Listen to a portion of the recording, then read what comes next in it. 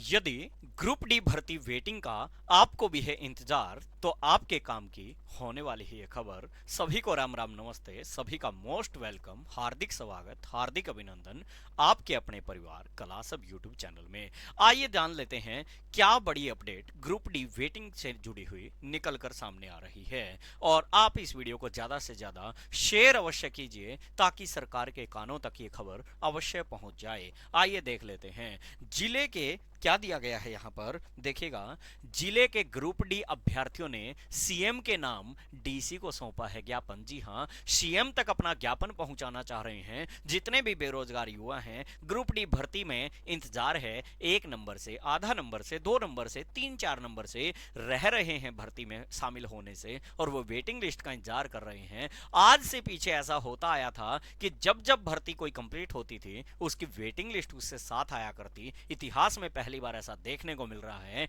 कि हरियाणा सरकार की नाकामी भी कह सकते हैं कि आपकी वेटिंग लिस्ट नहीं, लोगों को भर्ती तो कर दिया और ऊपर से वेटिंग छोड़िए, पोस्टें भी इतनी खाली हो चुकी हैं ग्रुप डी के अंदर, और फिर भी वेटिंग बिल्कुल पहली बार ऐसा भी होना था कि वेटिंग 10% जो आती है वो तुरंत क्लियर होनी थी। अदरवाइज कई बार वेटिंग क्लियर होने में 2-2 3-3 साल लग जाती, लेकिन इस बार इतिहास में पहली बार ऐसा हो रहा था कि वेटिंग भी एक झटके में क्लियर होती, क्योंकि इतनी ढेर सारी वैकेंसियां एक बार नामात्र के रूप में भरी और वापस उन बच्चों को सी की जॉब दे डाली। कोई पटवारी, कोई ग्राम शिव, कोई इंस्पेक्टर, कोई अलग अलग पोस्टें पहले डी की भर के फिर सी की भर दी, डी की खाली भी रही, लेकिन फिर भी सरकार ने वेटिंग पर ध्यान नहीं दिया। तो युवा जाग उठे हैं और जिले के ग्रुप डी अभ्यर्थियों ने सीएम के नाम डीसी को ज्ञापन सौंपा है। जी हां, जिला पलवल के सभी ग्रुप डी अभ्यर्थियों ने आज पलवल के उपायुक्त यानी डीसी को हरियाणा के मुख्यमंत्री के नाम ज्ञापन सौंपा है। अब अभ्यर्थियों ने मांग की है कि ग्रुप डी के खाली पड़े पदों को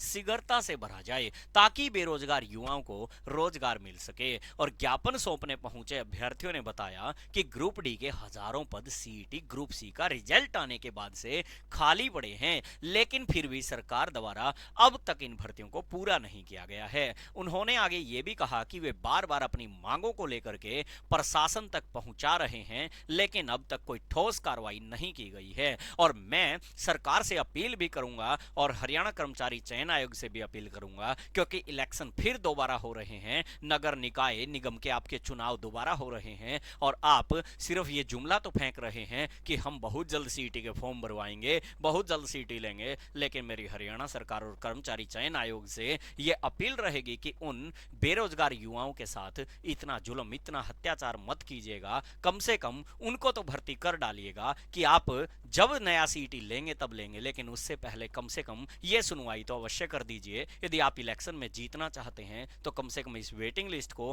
क्लियर तो कर दीजिए। चेयरमैन साहब ने आकर के कहा था प्रेस कॉन्फ्रेंस में कि जनवरी में ग्रुप डी की वेटिंग लिस्ट हम क्लियर करने वाले हैं। चेयरमैन साहब जनवरी जा चुकी है और फरवरी जाने का इंतजार है, लेकिन अभी तक वो वेटिंग लिस्ट आई नहीं है, ठोस कार्रवाई नहीं हुई, और अभ्यर्थियों ने मांग की है कि सरकार जल्द से जल्द भर्ती प्रक्रिया पूरी करे और योग्य उम्मीदवारों को नौकरी दी जाए। उन्होंने ये भी बताया कि एचएसएससी चेयरमैन ने प्रेस कॉन्फ्रेंस कर रिजल्ट को जनवरी में निकालने की बात कही थी, परंतु आयोग द्वारा ग्रुप डी का रिजल्ट नहीं निकाला गया। डीसी ने अभ्यर्थियों को आश्वासन भी दिया है कि उनका ज्ञापन मुख्यमंत्री तक पहुंचाया जाएगा और उचित कार्रवाई के लिए सरकार को अवगत करवाया जाएगा। लेकिन डीसी साहब आपसे भी पूछना चाहते हैं, आखिर ये कब तक पहुंचाया जाएगा? ये सवाल भी एक बना रहेगा।